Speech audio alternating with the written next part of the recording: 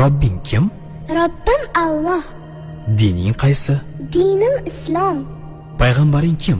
Payg'ambarim Muhammad sallallohu alayhi vasallam. Kitobing qaysi?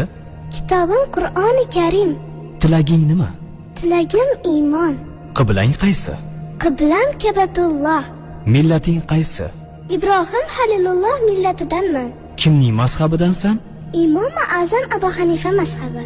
Do'stlaring kim? Do'stlarim chahor yorlar. Ular kimlar? Abu Bakr Siddiq, Hazrati Umar, Hazrati Usmon, Hazrati Alidir. Qachondan beri musulmonsan? Al-Misoqdan beri. Al-Misoq nima? Alloh taolo ruhimizni yaratib, ulardan va'da olgan kun. E'tiqoding qaysi? Ahli sunna val jamoa e'tiqodi.